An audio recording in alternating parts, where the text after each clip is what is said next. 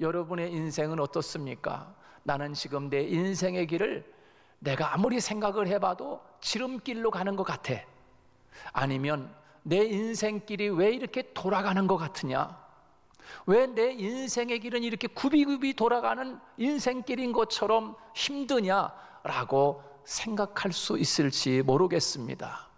그러나 내가 생각할 때 내 인생의 길이 굽이굽이 돌아가는 길 같아도 하나님이 우리를 바라보실 때 아니야, 내 인생길은 그렇게 돌아가는 길이 아니야. 내가 지금 가고 있는 너의 인생길은 가장 빠른 지름길이야 라고 하나님은 우리에게 말씀하고 계심을, 그 음성을 듣는 이 시간 될 수 있기를 주님의 이름으로 축복합니다. 우리가 잘 아는 인생지사 세옹지마라고 하는 말이 있습니다. 잘 알지 않습니까? 인생지사 세옹지마. 불행 속에 행복이 있고 행복 속에 불행이 있을 수 있다라고 하는 것을 우리에게 가르쳐 주고 있는 말입니다. 어떤 사람이 말 한 필을 가지고 있었습니다. 여러분, 말을 한 필 갖고 있다라고 하는 것은 큰 복이지 않습니까? 그런데 그 말 한 마리가 집에 있다가 그만 어느 날 집을 나가버리고 말았습니다. 이게 변해서 화가 됐습니다. 말 한 필을 우리 집에 가지고 있는 것이 큰 복인 줄 알았는데 어느 날 이 말이 그만 집을 나가서 가출해버리고 만 거예요. 그래서 복이 변하여 화가 되고 만 거지요. 큰 문제가 생긴 것입니다. 그래서 슬퍼하고 있는데 며칠이 지났을 때 나갔던 그 말이 자기 친구 말을 데리고 집으로 돌아온 것입니다. 그러니까는 잃어버려서 화를 당한 줄 알았는데 말 한 필이 더 생긴 겁니다. 그러니까 야, 이게 큰 복이로구나 이렇게 또 생각을 하는 거예요. 그래서 한 필밖에 없었던 말이 두 필이 됐으니 얼마나 큰 복입니까? 그래서 이 말 한 마리 돌아왔는데 집에서 어느 정도 이제 장성한 아들이 하나 있었는데 그 아들이 데리고 들어온 그 말을 타고 놀다가 그만 이 아들이 다리가 부러지고 말았습니다. 그랬더니 생각하기를 아이고, 이 말 한 마리 들어와서 좋아했는데 그 말을 타던 자기 아들이 다리가 부러졌으니 이게 또 화로구나 그렇게 생각을 하고 걱정을 하고 있었던 차에 그만 좋은 일인 줄 알았는데 아들의 다리가 부러졌으니 그 집에 불행이 닥친 것이지요. 야, 이것이 행복한 일이 아니로구나, 그래서 이 불행한 일이로구나 라고 생각하고 있었던 차에 갑자기 나라에 전쟁이 일어난 겁니다. 전쟁이 일어나니까 나라에서 이제 젊은이들을 다 징병해 갑니다. 그때 당연히 군대에 끌려가야 할 아들이 다리가 부러졌기 때문에 군대에 끌려가지 않게 된 것이지요. 그러니까는 다리가 부러진 게 나는 화인 줄 알았는데 이게 복이로구나. 군대 갔으면 전쟁터에 나가 죽고 말 텐데 다리가 부러진 게 화인 줄 알았는데 이게 복이네 라고 이야기했다는 거 아니겠습니까? 여러분, 이것을 가지고 인생지사 세옹지마라고 하는 그런 말 아니겠습니까? 성경에 보면 성경에서 이렇게 인생지사 세옹지마와 같이 이렇게 깊은 의미와 맥을 같이 하는 성경의 말씀들이 참 많이 나옵니다. 이게 불행인 줄 알았는데 복이고요, 내가 생각할 때는 망하는 일인 줄 알았는데 그것이 오히려 복이 되게 하시는 하나님. 그래서 여러분, 우리가 읽은 오늘 본문 말씀은 그래서 기뻐하라는 것입니다. 걱정하지 말라는 것입니다. 너에게 너의 삶 속에 불행이 닥쳤느냐, 고통이 닥쳤느냐, 다리가 부러졌느냐, 염려하고 낙심하고 절망하지 말라는 거예요. 왜? 그 불행 속에 들어있는 하나님의 복이 있기 때문에 우리에게 오늘 본문에서 기뻐하고 또 기뻐하라라고 말씀해 주고 있는 것입니다. 그렇습니다. 우리가 생각할 때 불행이지만 하나님은 놀랍게도 그 불행 속에 하나님의 참된 복을 신비롭게도 감추어 두고 계시는 하나님, 하나님의 자녀들에게는 언제나 이런 일들이 일어납니다. 애굽을 430년 만에 이제 해방되어 자유를 얻고 그 애굽에서 그 해방되어 나오는 이스라엘 백성들의 모습을 여러분 상상해 보시기 바랍니다. 그 몇 대입니까? 430년이라고 하는 세월은 그 우리의 조상들이 그 대대로 애굽 나라에서 종살이를 한 겁니다.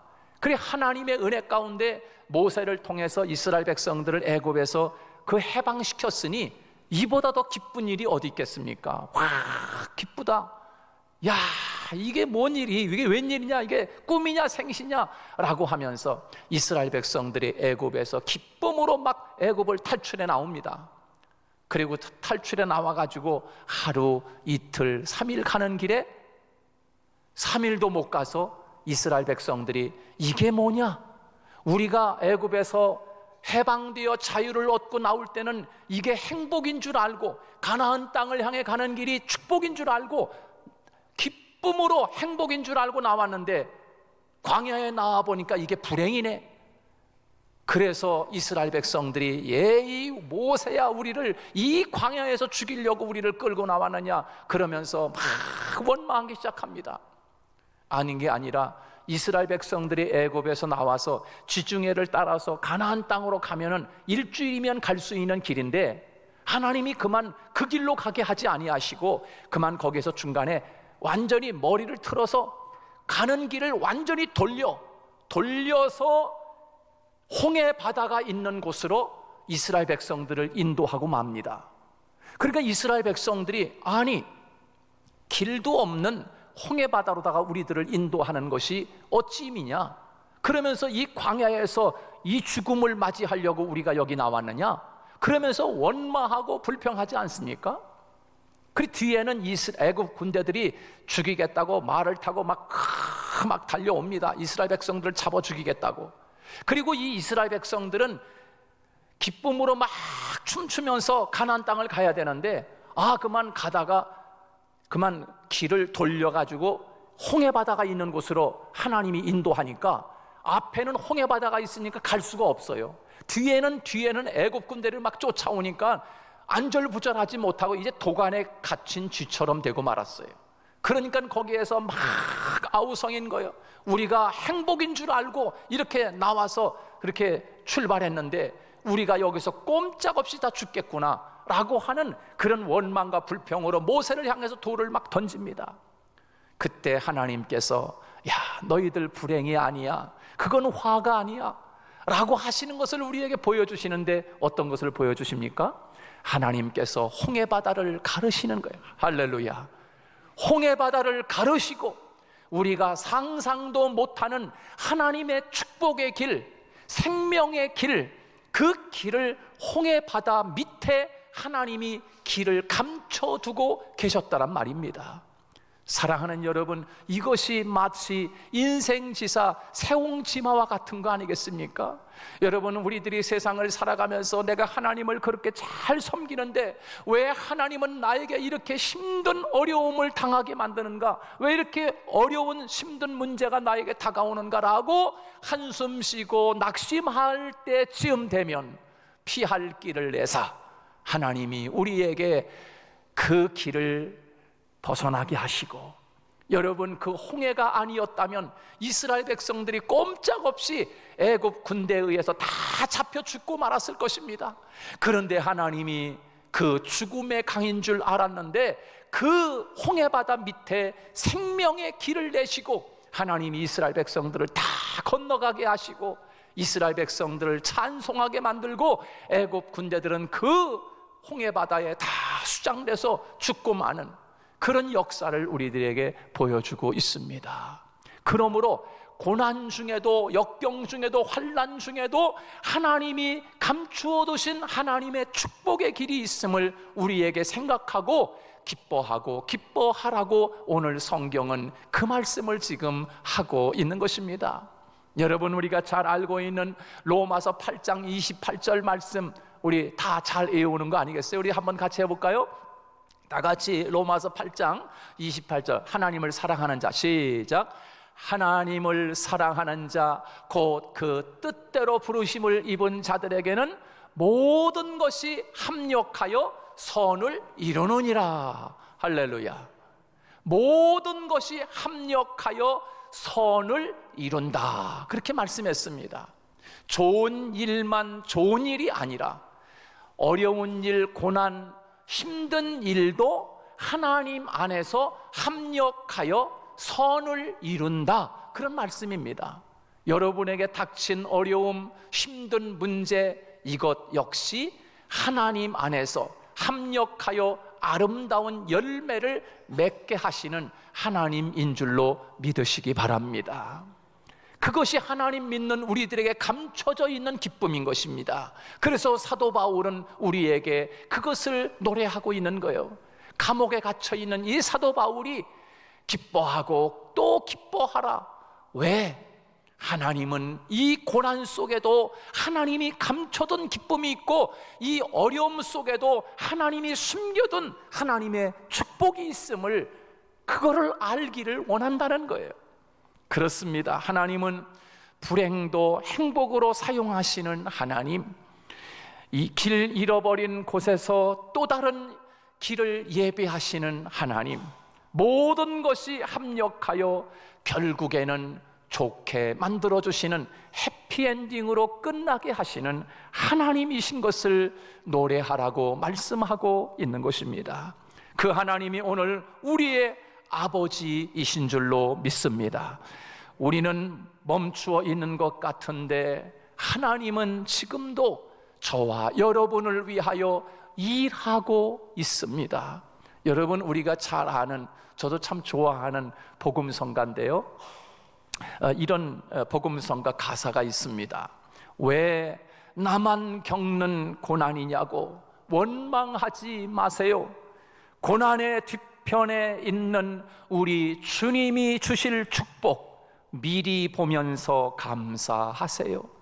너무 견디기 힘든 지금 이 순간에도 우리 주님이 일하고 계시잖아요.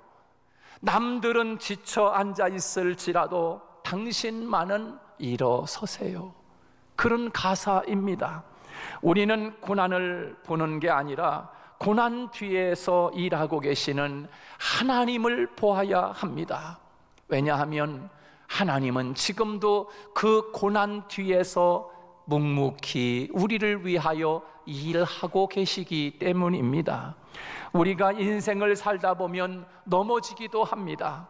한계에 부딪히기도 하고, 이제 앞이 캄캄한 것처럼, 인생이 무너진 것처럼 그럴 때가 혹 있습니다. 그러나 우리는 그 속에서도 다시 일어날 수 있는 것은 우리 뒤에서 하나님이 우리를 위하여 일하고 계시다는 사실을 우리는 잊지 말아야 합니다. 우리가 넘어진 그 자리에 주님은 우리 손을 붙잡고 있기 때문입니다. 우리는 넉넉히 고난과 역경을 이길 수 있는 힘을 주시는 하나님이 내 손을 붙잡고 있다는 사실을 기억하시고, 이런 고난과 어려움 속에서도 하나님은 화가 변하여 복을 감추어 두고 계시는 하나님을 바라보고 승리의 찬송을 부르며 기쁨을 빼앗기지 않는 저와 여러분 되시기를 축복합니다. 사랑하는 여러분, 오늘 본문을 보십시오. 사도 바울이 이렇게 고백합니다. 우리 다 같이 12절 말씀 이렇게 고백합니다. 시작. 형제들아, 내가 당한 일이 도리어 복음 전파의 진전이 된 줄을 너희가 알기를 원하노라. 우리 한번 따라서 해볼까요? 도리어. 도리어라고 말씀해주고 있습니다. 바울이 복음을 전하다가 붙잡혔습니다. 그리고 감옥에 갇히고 말았습니다. 이것이 불행이요 나쁜 줄로만 알았습니다. 여러분 그렇지 않습니까? 복음을 열심히 전하던 사람이 붙잡혀가지고 감옥에 갇혔으니 이건 불행이지요.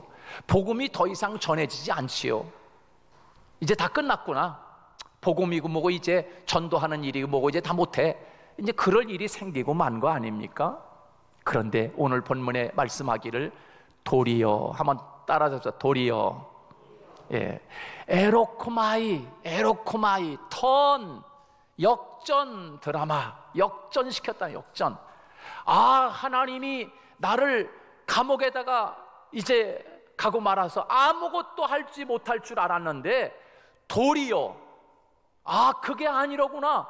이 감옥 속에 감춰둔 하나님의 길이 있었구나 라고 하는 것을 노래하고 있는 것이에요. 여러분 감옥에 갇혀가지고 이제 복음을 전할 수 없게 되어서 불행인 줄 알았는데 그것이 아니라 도리어 그 반대가 되었다는 것입니다. 하나님의 역전의 드라마를 이야기해 주고 있습니다. 그래서 기독교는 반전과 역전의 종교라고 할 수 있습니다. 대표적인 것은 십자가 아닙니까? 사람들은 십자가는 실패라고 이야기했습니다. 다 끝났다고 이야기했습니다. 그래서 주님의 제자들도 3년 동안 주님을 따라다니면서 이제 뭐 한 자리 할 줄 알고 해피엔딩으로 인생을 즐길 줄 알았습니다. 그런데 주님이 말씀하시기를 내가 이제 하늘나라에 갈 거야, 내가 십자가를 지고 죽을 거야 라고 이야기하니까 제자들이 다 하나같이 근심과 걱정에 쌓여서 이제 시무룩해져가지고 낙심해 있었습니다. 여러분 진짜로 주님이 십자가에 돌아가는 거예요. 그래서 다 끝났구나, 이제 다 실패로구나 라고 생각했어요.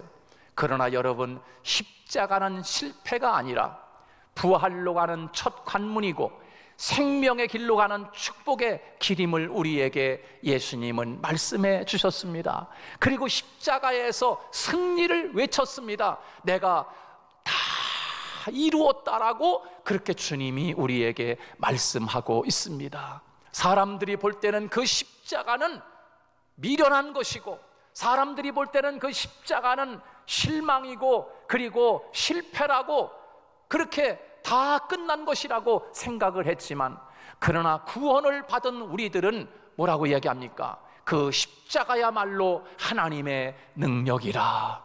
할렐루야. 그 십자가야말로 반전이 된 거예요. 그 십자가를 통해서 죽음을 이기고 사망을 이기고 그리고 모든 죄에서 우리를 구원하는 능력이 바로 그 십자가 속에 있었음을 우리에게 주님은 말씀하고 있는 것입니다. 그래서 고린도전서 1장 18절 말씀입니다. 십자가의 도가 멸망하는 자들에게는 미련한 것이고 구원을 받은 우리에게는 하나님의 능력이라고 우리에게 말씀해 주고 있습니다. 십자가는 끝이 아니라 능력임을 믿으시기 바랍니다. 십자가는 사망이 아니라 사망 권세를 이기는 능력이 되는 관문이라고 우리에게 주님이 외쳤던 것입니다. 십자가가 사람들에게는 미련한 것으로 보일지 몰라도 구원을 받은 우리에게는 하나님의 능력이 그 실패 속에 그 십자가 속에 반전의 역사가 우리 하나님의 방법임을 우리에게 말씀해 주고 있습니다. 이것이 도리어의 역사, 에로코마이의 역사, 오늘 본문에서 사도 바울이 그렇게 외치고 있습니다.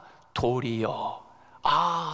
그게 아니라 더 복음이 잘 전해지고 있구나 라고 우리에게 말씀해 주고 있습니다. 우리는 자꾸 우리 인간적인 생각으로만 세상을 생각할 때가 있습니다. 그러나 우리는 믿음을 가진 사람들입니다. 그러므로 저와 여러분에게 닥친 고난과 역경 속에 하나님이 감추어 두신 하나님의 축복을 내다보며 승리하는 저와 여러분이 되시기를 주님의 이름으로 축복합니다. 그렇습니다. 바울은 감옥에 갇혔습니다. 모든 것이 차단당한 것이 감옥이지 않습니까? 무엇인들 자기 의지로 할 수 있는 것이 그 감옥에서 있단 말입니까? 그래서 바울도 이제는 복음을 전할 수 없겠구나, 아마 그렇게 생각이 들었을 것입니다. 어쩌면 하나님이 원망스러울 수 있는 상황일 수 있습니다. 어쩌면 하나님의 복음을 이제 전할 수 없겠구나, 그렇게 생각할 수 있을 것입니다. 이제 이대로 죽을 수밖에 없는 상황이로구나. 그런데 반전, 도리어 현상이 생기기 시작한 것입니다. 복음이 이제 더 전파될 수 있는 길이 그 감옥 속에 감춰져 있는 거예요. 그래서 오늘 12절에서 그 말씀을 하고 있는 것 아니겠습니까? 그 시위대, 모든 시위대에 하나님의 복음이 다 증거됐다, 그렇게 말씀해 주고 있어요. 그리고 13절에서 더 설명을 하고 있습니다. 뭐라고 설명합니까? 13절 시작. 이러므로 나의 매임이 그리스도 안에서 모든 시위대 안과 그 밖의 모든 사람들에게 나타났으니. 그렇습니다. 감옥 안과 감옥 밖에서도 지금 복음 전하는 일이 자기가 감옥에 갇히기 전보다도 더 감옥에서는 자기 때문에 복음이 증거되고, 감옥 밖에서는 자기 때문에 오히려 더 복음을 잘 전하고 있다는 거예요. 왜요? 바울을 시기하고 질투하는 사람의 무리가 있었고, 그 다음에 바울을 좋아하는 팀이 있었어요. 그러니까 이 두 팀이 서로 경쟁하듯이 복음을 막 전하기 시작하는 거야. 그러니까 오히려 감옥 밖에서는 더 이 두 팀이 그냥 막 경쟁하듯이 복음을 전하고 있고, 감옥 안에는 이 바울이 복음을 증거하는데요. 여러분, 그 감옥 안을 지키고 있는 시위대들은 누구냐 하면 로마의 정예 부대입니다. 그 로마인, 오리지널 로마인들만 그 감옥을 지키는 간수들입니다. 근데 그 당시에 로마가 다 지배하고 있었지 않습니까? 그래서 보통 이 외국 사람들 다 붙잡아다가 로마의 군인으로 삼았습니다. 그러니까 일반 밖에 있는 군인들은 오리지널 로마 사람들만의 군인이 아니라 저 아시아의 마게도니아의 이스라엘 유대 사람들 붙잡아다가 다 로마의 군인으로 사용을 하는 거예요.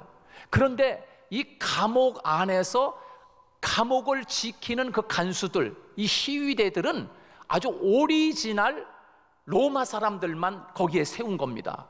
그러니까 바울이 로마에 가서 복음을 전하는데, 여러분, 이렇게 오리지널하게 로마 사람들에게 복음을 전할 수 있는 길이 어디 있겠어요? 근데 바울은 감옥에 갇혀 있으면서 2교대, 3교대 아니면 4교대로 돌아가면서 바울을 지키는 시위대들 있지 않습니까? 그들에게 그 교대로 돌아가면서 계속 바울에게 와가지고 제자 훈련을 받는 거야. 감옥에 앉아 가만히 있어가지고.